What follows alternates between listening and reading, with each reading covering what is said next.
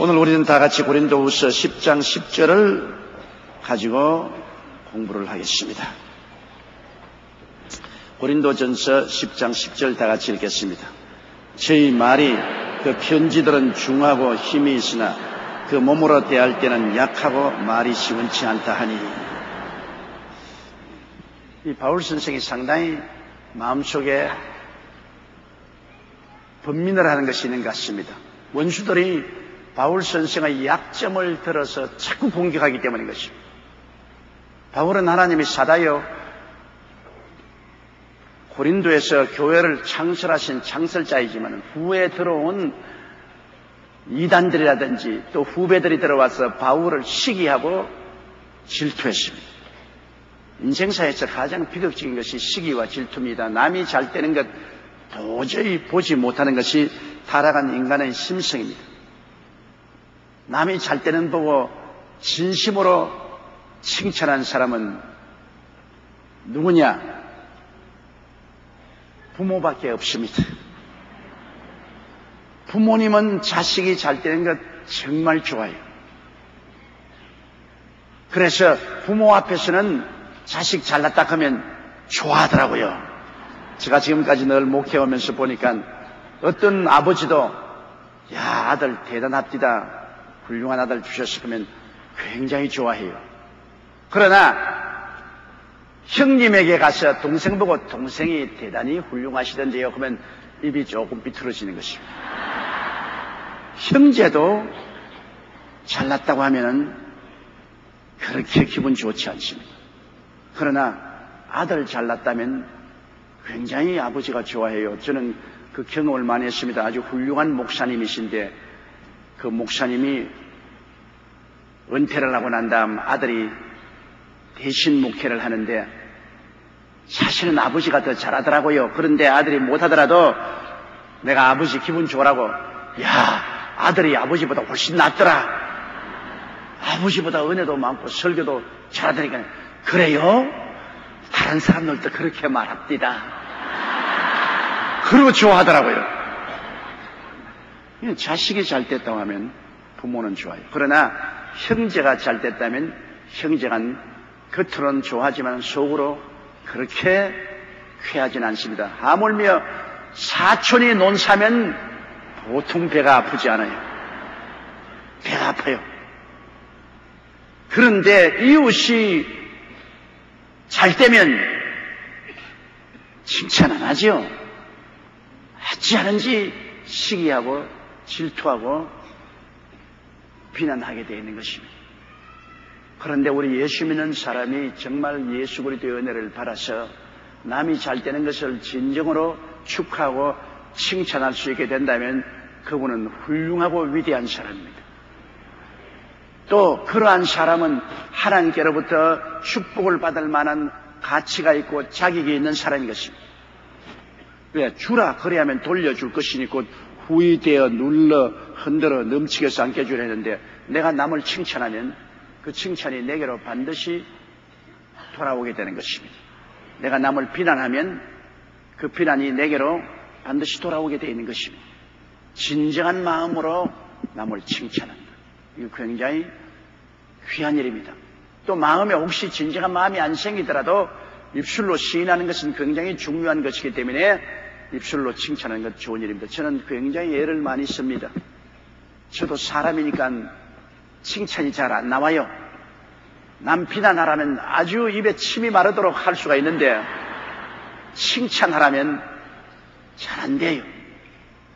남을 비평하고 평론하기는 굉장히 쉽습니다. 노력 안 해도 돼요. 남을 칭찬하려면 굉장히 노력해야 돼요. 이거는 지극히 가까운 사이에도 그렇습니다. 부부간에도 한 가지예요. 여러분, 아내가 남편을 칭찬 좀처럼 안 합니다. 참 우리 한국의 아내들이 남편을 칭찬하는 것에 굉장히 야속합니다. 칭찬 안 해요. 그런데 이 남편은 아내의 칭찬을 먹고 사는 겁니다.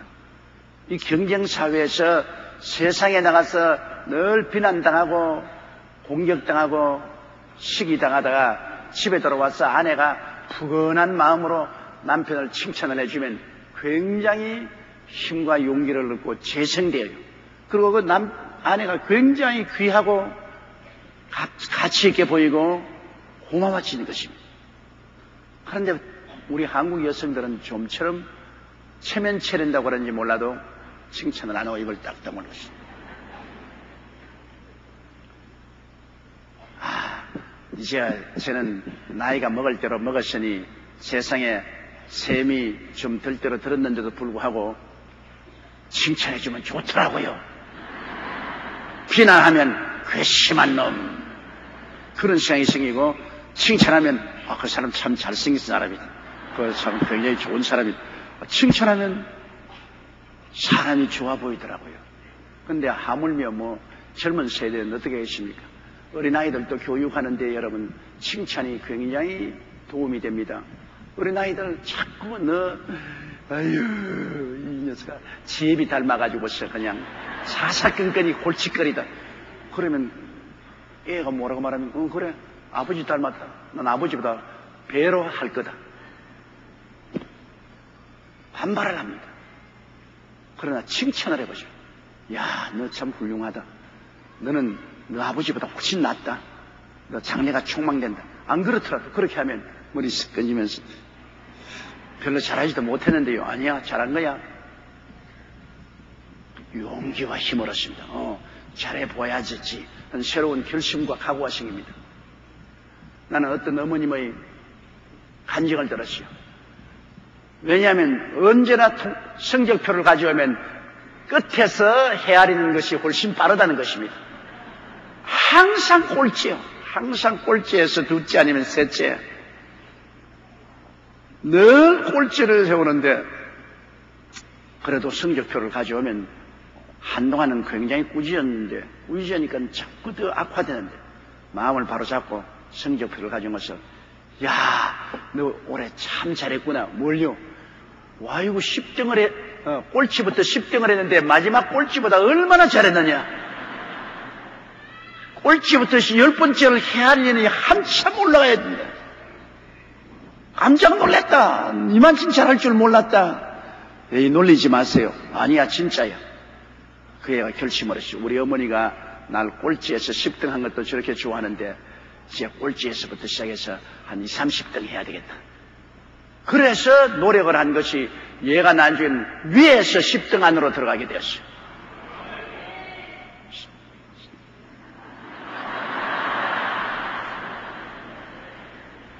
돌고래도 칭찬하면 잘 춤을 춘다고 말하는데 하물며 사람일까 봅니다.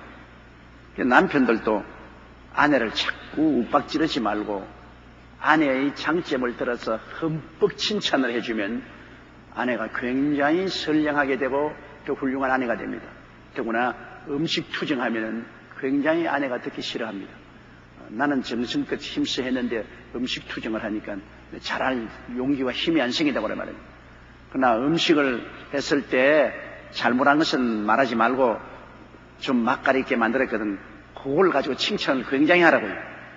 굉장히 맛이 있다. 야, 요새 솜씨가 새로워졌다. 연구를 하는가 봐. 그 연구하에 달라 그 말인 겁니다. 굉장히 좋다고. 그러면 신바람이 나잖아요.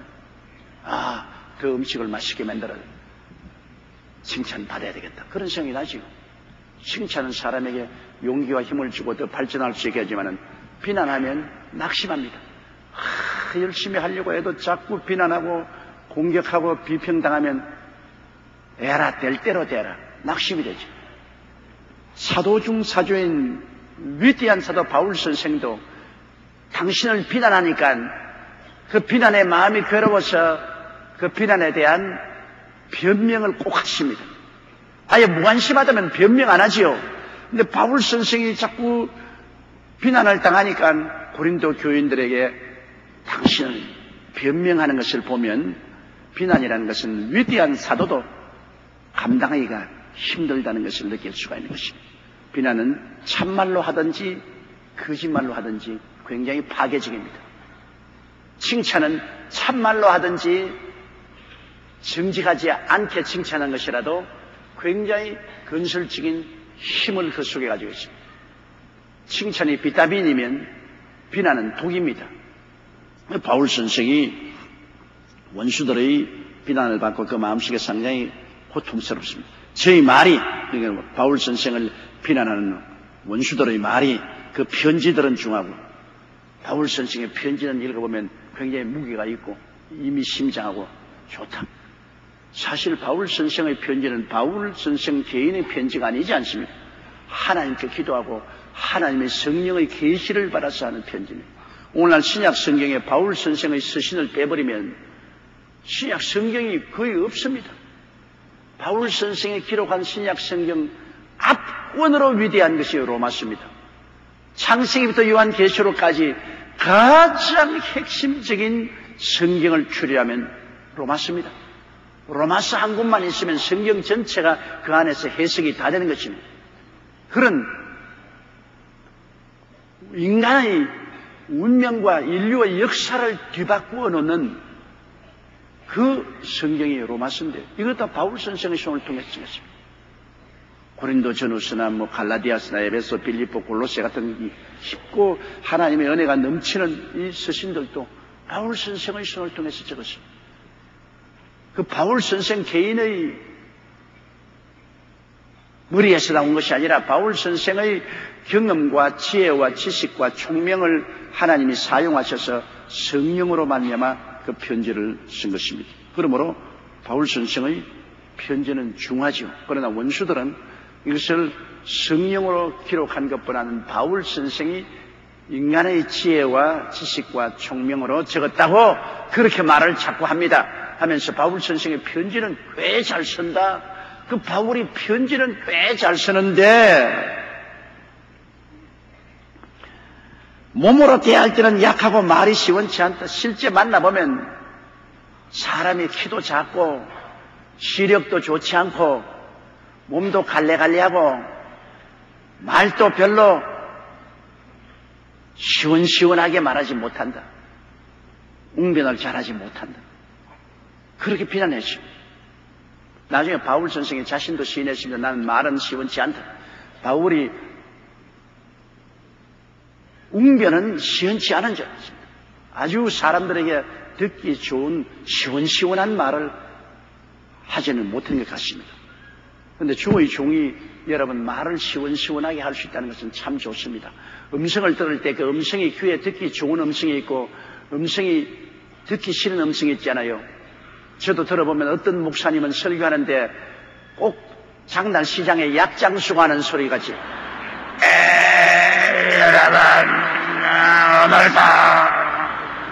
그러면 굉장히 듣기가 답답합니다.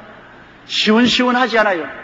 그러나 노래 잘하는 사람이 한 곡조 뽑는 것처럼 목소리가 시원시원하면 듣는 사람도 아주 편안하고 좋습니다. 부담이 되지 않죠.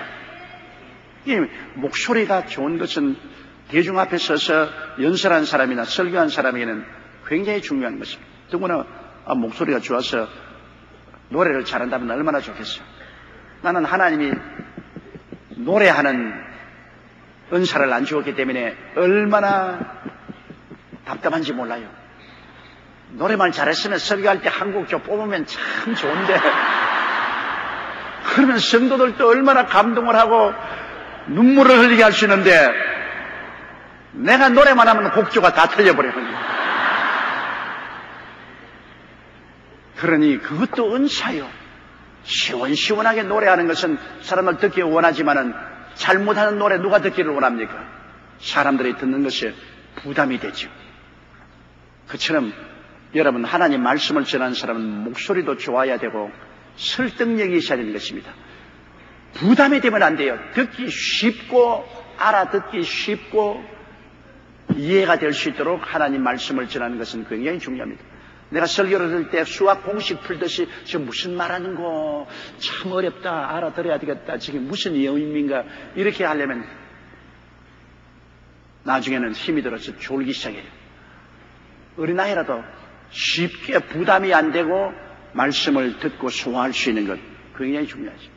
그런데 주의 종이 되기 위해서는 음성도 훈련을 해야 되고 이해와 설득을 할 수 있도록 굉장히 쉽게 하나님 말씀을 풀이해서 말할 수 있는 것도 굉장히 좋습니다. 그런데 바울 선생은 보면은 아주 이론이 깊고 심오하지만은 베드로도 말하기를 바울의 성경은 난해하다 그랬습니다.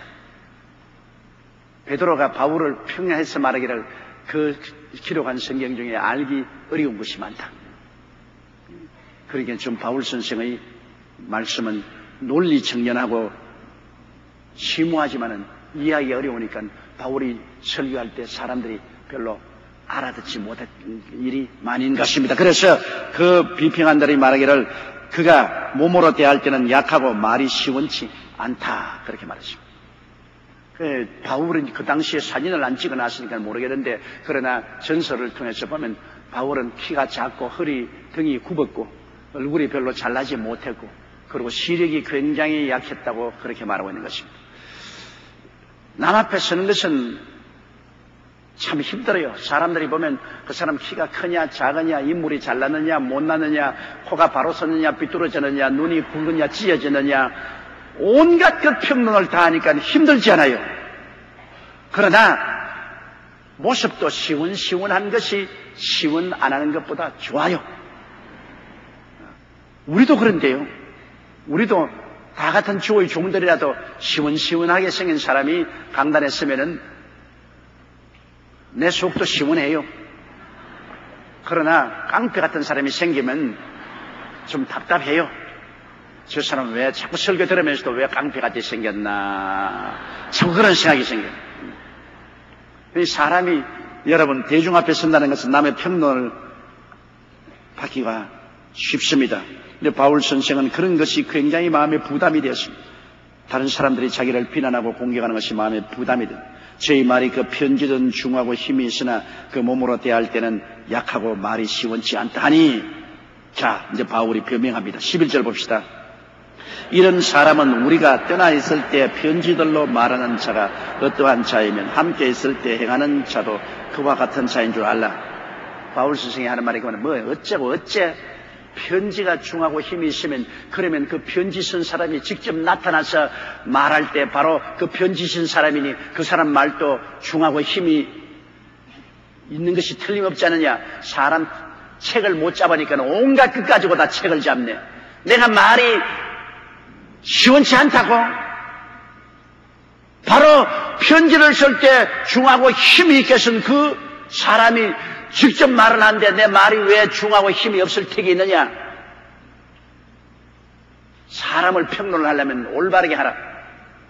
이렇게 바울 선생은 자기의 평론한 사람에 대해서 공격으로 나오는 것입니다. 또 그 말도 맞아요. 편지를 쓸 때 중하고 힘있게 쓴 그 분이 직접 나가서 말씀을 하는데 그 말이 바로 중하고 힘이 없다고 할 수가 없죠. 조금 은변은 없다고 할지라도 그럴 수가 있어요. 그러므로 바울 선생에게는 그런 것이 굉장히 마음에 부담이 되었습니다. 근데 편지는 중하고 힘이 있다고 하는데 내가 말을 하면 힘도 없고 중하지 않다고 하니 그런 모순이 어디 있냐. 바로 편지 쓴 그 사람이 바로 그 사람인데 그렇게 말씀하는 것입니다. 12절요. 우리가 어떤 자기를 칭찬하는 자로 더불어 감히 작아여 비교할 수 없노라. 그러나 저희가 자기로서 자기를 헤아리고 자기로서 자기를 비교하니 지혜가 없도다. 그래 나는 말을 하는데 시원치 않다고 하면서 그래 자기들은 말이 시원하고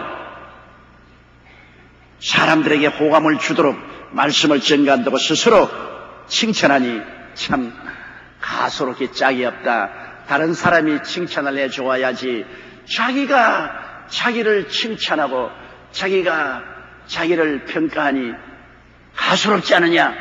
바울 선생은 그렇게 말합니다. 바울을 비평하는 사람이 바울은 그 말이 시원치 않다. 키도 작고 약하고 말이 시원치 않다. 그러나 우리는 바울에 비교해서는 우리는 말도 시원히 잘하고 우리는 키도 크고 후부대도 좋고 우리가 잘하지 않느냐 이렇게 말하니 바울이 아주 화가 났습니다. 뭐 어쩌고 어째. 그러나 남은 약하고 볼 모양 없고 그 말이 시원치 않다면서 자기들은 스스로 자기가 잘났다고 자랑하고 칭찬하니 그런 지혜 없는 사람이 어디 있느냐? 칭찬은 다른 사람이 해야지 자화자찬하는 것이 무엇 자랑할 것이냐? 사실 그렇지 않아요? 칭찬은 다른 사람이 해야 가치가 있지 자기가 자기를 칭찬하는 건 별로 효과 없습니다. 요사이는 자기 PR 시대라고 그래서 전부 사람들이 나는 이런 사람이고 나는 어떻게 훌륭한 사람이니 동지 섣달 곱본 듯이 날 좀 보소 날 좀 보소. 그런데 아무리 자기 PR 시대라도 자기가 자기를 칭찬하는 것은 듣기에 부담스럽습니다.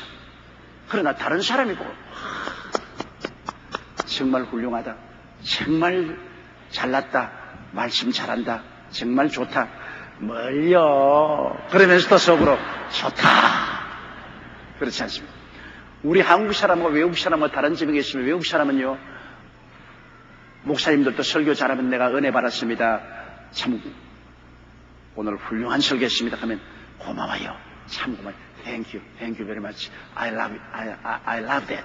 이렇게 말하는데 한국 사람은 아유 오늘 설교 잘했습니다. 은혜 받았습니다. 뭘요? 별 볼 일 없죠. 한국 사람은 자꾸 자기를 비하도 합니다. 칭찬받기 원하면서 남이 칭찬하면 고맙다고 하면 좋은데 뭘요? 아니올시다. 그러면 안 돼요. 칭찬하면 솔직하게 고맙다고 말해야 돼요. 아이고 오늘 어떻게 이렇게 젊어 보이노? 어떻게 이렇게 이뻐 보이뇨? 고마워요. 감사해요. 그러면 뭘요? 안 그래요? 그 왜 속으로 나 좋아하면서 겉으로는 그렇게 하면 그게 체면 차린다는 건데 그거는 구식이요. 신식은 그렇게 하는 법이 아닙니다. 신식은 다른 사람이 칭찬하면 그들을 받아들여서 고맙다고 해줘야 돼요. 감사합니다. 고맙습니다. 더 칭찬해 주십시오. 그거 좋지 않아요. 그런데 칭찬해 주는데도 불구하고 아니올시다. 그렇지 않습니다. 아니에요. 그러면 칭찬하는 사람이 아주 무식해지는 것입니다. 민망스러워져요. 또 혹시는 남편이 아내가 와서 여보 요사이 당신 참 이뻐 보여. 당신 정말 참 요사이 더 사랑스러워 하면 뭐 잘못 먹었어요? 왜 안 하는 소리 갑자기 해요? 어이 남편이 칭찬했다가 완전히 아주 무식해지. 그 다음에는 명구스러워서 칭찬하고 싶어도 안 합니다. 남편이 그렇게 말하면 탁 뛰어가서 목을 탁 끌어안고 나는 당신이 그렇게 말해줘서 너무너무 좋아요. 너무너무 고마워요. 정말 고마워요. 그러면 남편이 야, 내 칭찬이 효과를 발생했구나. 앞으로도 칭찬을 잘 해줘야 되겠다. 그래야지. 칭찬한 것을 그대로 솔직히 받아들이지 않고 오히려 면박을 주면 안 되잖아요. 이러므로 우리는 좀 더 솔직해져야 되는 것입니다. 우리 한국 사람들이 오랜 세월 동안 유교 전통에 의해서 자꾸 위선을 가르치고 위선을 하도록 훈련받기 때문에 솔직하지를 못해요. 솔직해요. 고마운 것은 고맙다고 하고 싫은 것은 싫다고 솔직히 말할 수 있어야 우리가 생활하는데 좋은 인간관계를 맺을 수가 있는 것입니다.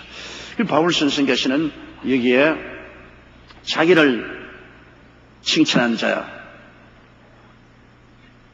그 사람들에 대해서 굉장히 마음에 신랄하게 비난했습니다. 우리가 어떤 자기를 칭찬한 자로 더불어 감히 짜가이어 비교할 수 없노라. 우리는 스스로 자화자찬하는 사람처럼 나는 내 스스로를 자랑하지 않는다 말이에요. 그런 사람하고 나는 동료가 아니다. 그러나 저희가 자기로서 자기를 헤아리고 자기로서 자기를 비교하니 지혜가 자화자찬하는 사람, 비지혜가 없는 사람입니다. 다른 사람이 칭찬을 해주고 다른 사람이 높여줘야지. 자기가 자기를 칭찬하고 자기가 자기를 잘났다고 높이니 그 지혜 없는 사람입니다. 13절요. 그러나 우리는 분량 밖의 자랑을 하지 않고 오직 하나님이 우리에게 분량으로 나눠주신 그 분량의 한계를 따라 하노니 곧 너희에게까지 이른 것이라. 바울 선생은 나는 실적으로 칭찬합니다. 나는 가짜로 자랑하는 것이 아니고 실제 내 이룬 일을 가지고서 자랑한다. 내가 가지고 있는 분량을 가지고 자란다. 여러분, 속이 비은 사람이 있는 것처럼 꾸며대는 그런 자랑이 아니라 나는 속이 쫙 알찬 그것을 그대로 드러낸다. 사람은 허풍을 떠는 사람이 많죠. 실제는 부자가 아니면서 나는 굉장히 잘 산다. 나도 너희보다 더 돈이 많다. 허풍 떨고. 나도 너희보다 지식이 허풍 떠는 사람 많아요. 가짜 박사학위 받아가지고서. 박사학위 없으면 없는 대로 살아야지 왜 가짜 박사를 받아요? 돈 주고 가짜 박사학위 받아가지고서 난 박사다. 그 들통이 나서 나중에 학교 쫓겨나고 그런 일이 생겨. 그러나 바울 선생은 나는 가짜가 아니다. 나는 헛되이 스스로 자랑하는 것이 아니라 실적을 가지고 자랑한다. 그러므로 다른 사람들은 내가 이루어놓은 교회에 와가지고서 자기가 잘났다고 하는데 나는 실제로 복음을 전개했고 실제로 고린도에 와서 너희들을 구원해가지고서 오늘날 교회를 이루었지 않느냐. 그러므로 내가 스스로 자랑하고 내가 스스로 칭찬하는 것은 헛된 칭찬이 아니라 허풍이 아니라 실제다. 실제 그렇지 않느냐. 우리 여의도 순복음교회가 굉장히 큰 교회입니다. 세계에서 최대 교회입니다. 그렇게 하면 사람들이 허풍 떤다고 말하냐? 허풍 떤다고 말하지 않습니다. 사람들이 다 우리 교회 와보고 난 다음엔 귀로 들었던 것보다는 훨씬 더 크다 그럽니다. 많은 사람이 그런 이야기예요. 여의도 순복음대에서 소문은 많이 들었지만은 실제 와보니까 소문 들은 것보다 훨씬 더 크더라. 성도들이 소문 들은 것보다 더 열심이고 충성스럽고 하나님을 잘 믿더라. 모두 다 그렇게 말합니다. 소문 들은 것보다는 더 크더라. 그런데 만일 와서 소문은 굉장한데 와보니까 허풍이더라.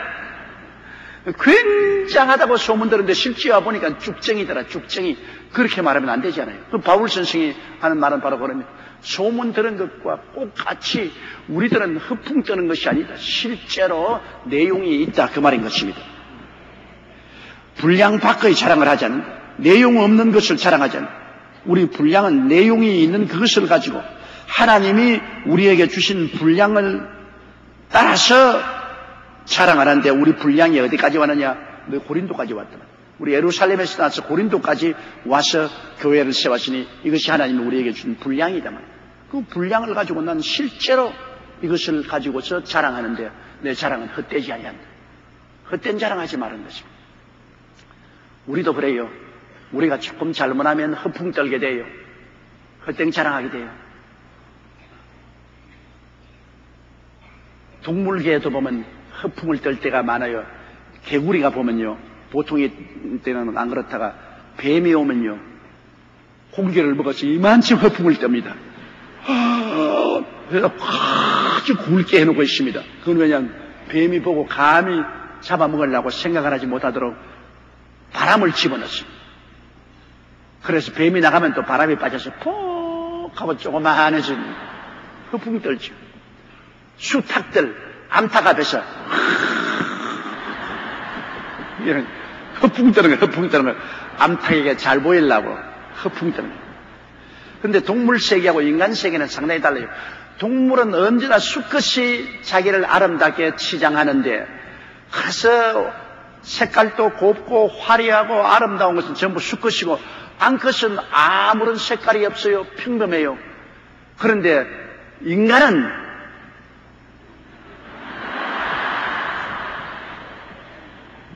암컷이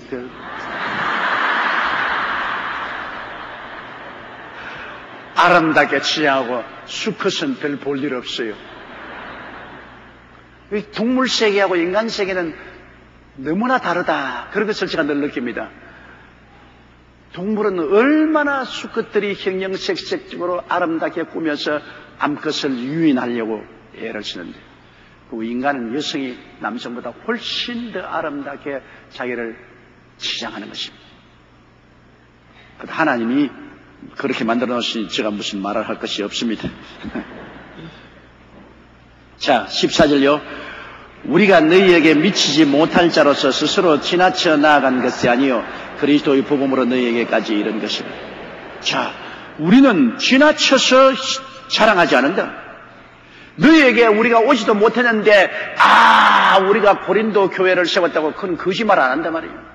다른 사람들은 자기들이 와서 고린도 교회도 안 세워놓고 나무 세워놓은 교회에 와가지고서 칭찬하고 자랑하지만 우리는 그렇게 안 한다.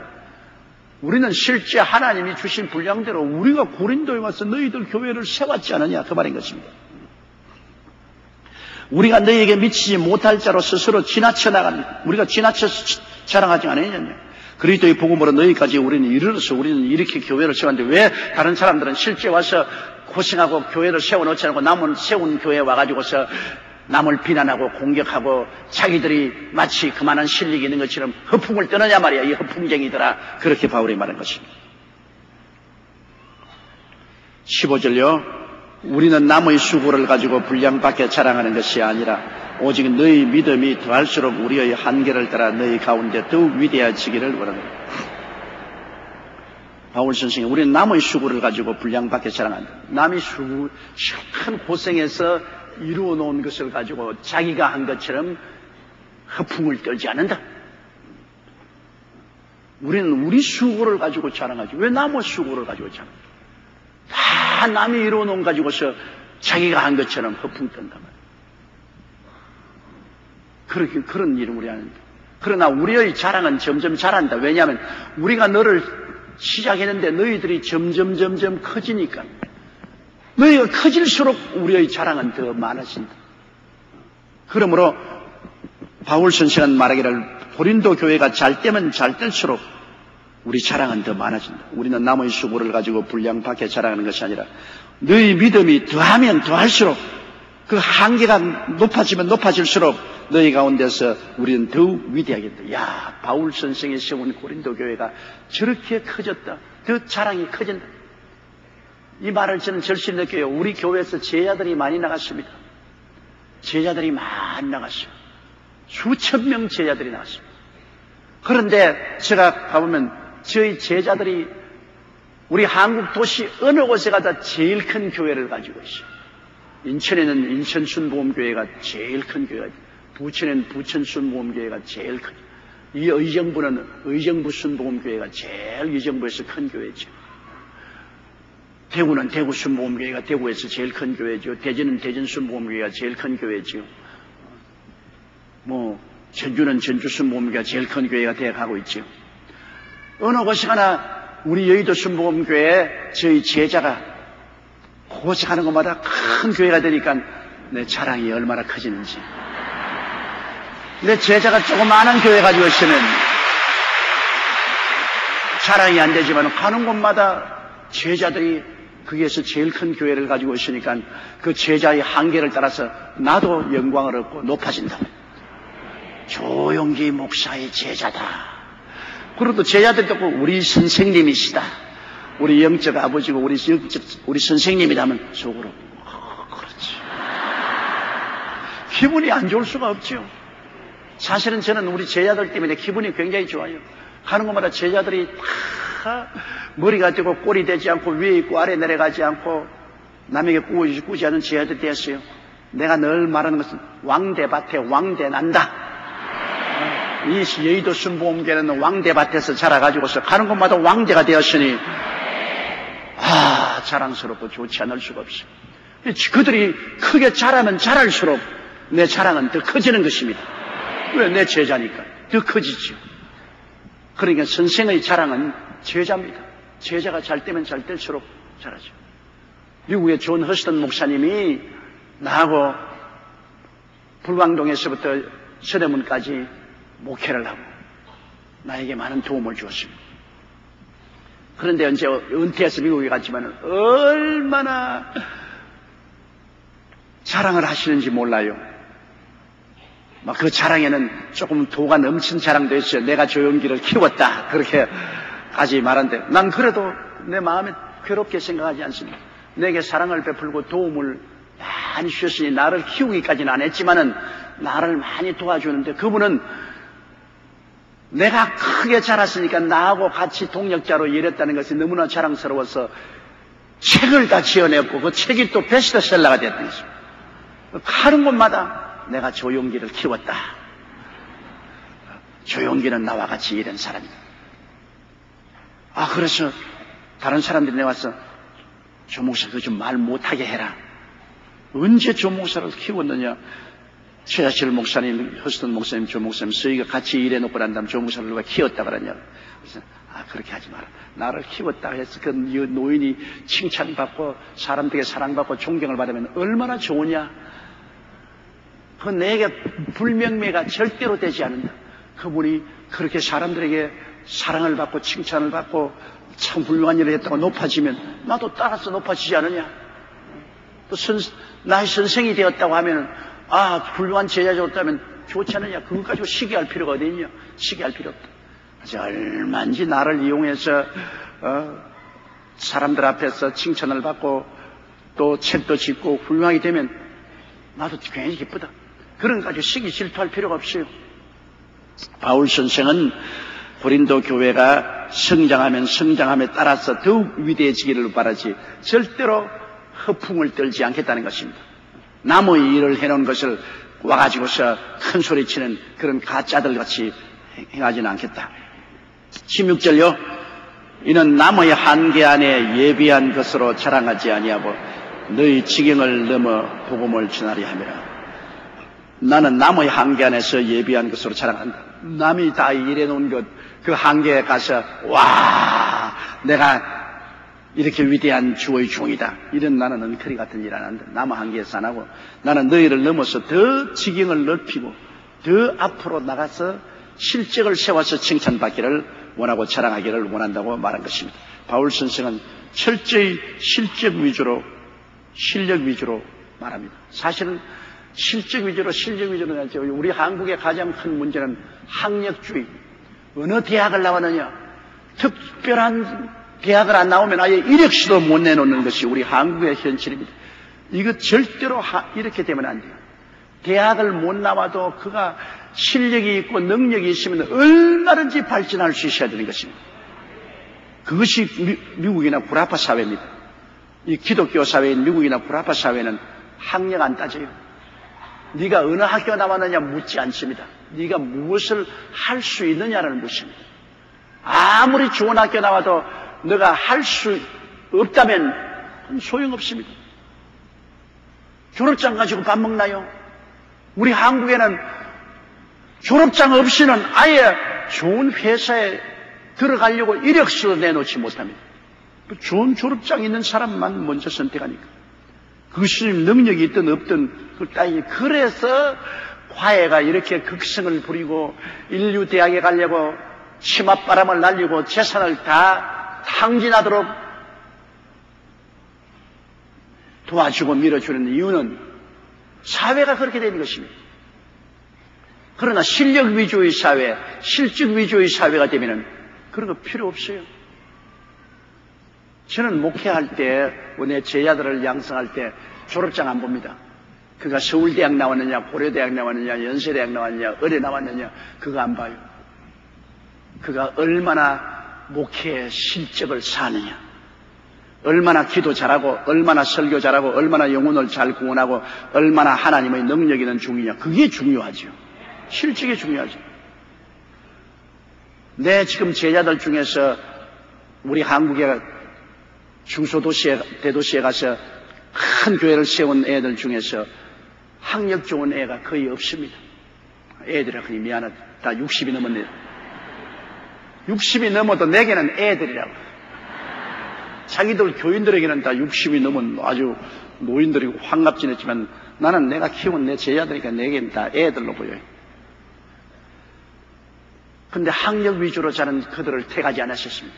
얼마나 기도 잘하냐, 얼마나 실력이 있느냐, 얼마나 말씀 잘 증하냐, 얼마나 영혼을 잘 구원하냐, 실적을 가지고 다 택했죠. 그 실적은 우리 내 제자들 중에서 고등학교 출신도 많고 대학을 못 나온 사람도 많습니다. 대학도 제3여대학 나온 사람도 많고 야간대학 나온 사람도 많습니다. 그래도 얼마나 훌륭하게 주의 사업을 하냐. 장차 사회는 실적과 실력 위주로 나가야지 학력, 졸업장 위주로 나가서는 사회가 되지 않을 것입니다. 바울 선생도 바로 그 말을 말한 것입니다. 17절요. 자랑하는 자는 주 안에서 자랑할지. 그렇잖아요. 자랑할 게 뭐 있어요? 여러분, 우리 다 뭡니까? 진흙으로 이겨서 생기를 불어넣어서 만들어놓은 흙더미인데 우리가 자랑할 게 뭐 있어요? 우리가 살고 있는 것도 주님이 생기를 주어서 살고 있고 지금까지 먹고 있고 마신 것도 주의 능력으로 한 것 아닙니까? 우리 스스로가 자랑할 것이 무엇입니까? 내가 지금 산 것은 주님의 크신 은혜요. 주의 은혜 없이 우리가 뭘 한단 말입니까? 누가 자랑합니까? 오늘 이 시간에도 주님께서 우리 코에 생기를 떼면 우리는 흙으로 돌아갈 따름인 것입니다. 자랑할 것 아무것도 없어요. 모든 것이 주님께로 말미암고 주님께로 돌아가는 것이 영광을 주님께 돌릴 것밖에 아무것도 없습니다. 주님이 하신 일이죠. 그러므로 우리 자랑하는 자는 주 안에서 자랑하라. 우리가 무슨 일을 해도 주님이 주신 능력으로 이 일을 했으니 모든 영광을 주님께만 돌려야 되는 것입니다. 사람이 영광받을 처지가 못 돼요. 사람이 무슨 영광받아요? 지은 것 죄밖에 없는데 예수님 십자가 보혈을 잊지 않고는 구원받을 수 없는 것이 인간 아닙니까? 그러므로 영원히 자랑은 주 안에서 자랑하고 주님을 자랑하고 우리에게 능력 주셔서 여러 일을 하게 하신 주님께 감사드려야 합니다. 주님이 각 사람 불러서 능력을 줘요. 어떤 사람에게는 1달란트 주시고 어떠한 사람에게는 5달란트 주시고 어떤 사람은 10달란트 주시는 거예요. 저도 저같은 주의 종이지만 내가 큰 교회를 목회할 수 있다는 것은 내가 잘해서 아니라 주님이 제게 그만한 달란트를 주셨기 때문에 그런 것입니다. 내가 많은 달란트 받았다고 적은 달란트 받은 사람 보고 비난할 수 있느냐? 할 수 없죠. 주님이 그 사람에게는 적은 달란트를 주었기 때문에 그만큼만 일할 수밖에 없죠. 능력이 그밖에 안 되니까. 그러나 주님이 내게는 더 많은 달란트를 주셨으니까 그 능력을 주셨으니까 그만큼 일해야지요. 안 하면 큰일 나죠. 또 나보다 더 크게 일하는 사람 보고 내가 시기하고 질투할 수 없는 것은 주님이 그분에게는 그만한 달란트를 주셨기 때문에 그 능력으로 그만큼 큰 일을 하는 것입니다.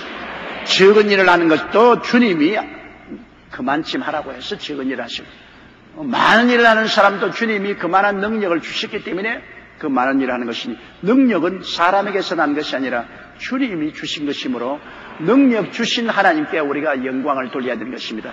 바울 선생이 말하기를 내게 능력 주신 자 안에서 내가 모든 것을 할 수 있다. 하나님이 능력을 주신 데 모든 일을 할 수 있다. 성령이 오셔서 능력을 주심에 따라서 은사와 능력을 주심에 따라서 우리가 일을 할 수가 있는 것입니다. 하나님이 능력 안 주시면 할 수가 없어요. 우리의 세일 구역장이나 세일 지역장 여러분들도 하나님이 능력 주시는 한도 내에서 크게 일할 수도 있고 적게 일할 수도 있어요. 하나님 주신 능력에 따라서 할 수 있는 능력이 적은데 어떻게 합니까? 힘이 적은 사람이 어떻게 큰 짐을 짊어져요? 그러나 힘이 큰 사람은 큰 짐도 짊어지잖아요. 적은 힘이 있는 사람은 적은 물건 걸머지, 큰 힘이 있는 사람은 큰 짐을 걸머지. 그다 능력 따라서 우리가 인생을 살아야 되는 것입니다. 그러므로 모든 능력을 주신 하나님을 자랑해야지 자기를 자랑하면 안 됩니다. 18절요. 옳다 인정함을 받는 자는 자기를 칭찬하는 자가 아니요 오직 주께서 칭찬하시는 자니라. 자기가 아무리 잘하고 돌아다녀도 주님께서 에이 남바 텐이다 너희 그러면 아무 소용없죠. 그러나 자기가 아무리 겸비하고 낮아도 주님이 야 너 정말 대단하다 훌륭하다 높이면 그게 얼마나 좋습니까? 높고 낮추는 권한이 하나님께 있지 사람에게 있지 않은 것입니다. 옳다 인정을 하는 것은 하나님이 하시지 사람이 하는 것 아니지 않습니까? 사람에게 아무리 잘 보여도 하나님께 잘못 보이면 아무 효과가 없지 않습니까? 사람에게 칭찬받아도 하나님께 칭찬 못 받으면 그 칭찬이 무슨 유익이 있으리요? 칭찬은 하나님께 오는 것이니 사람 바라보지 말고 하나님 바라보고 살아야 돼요.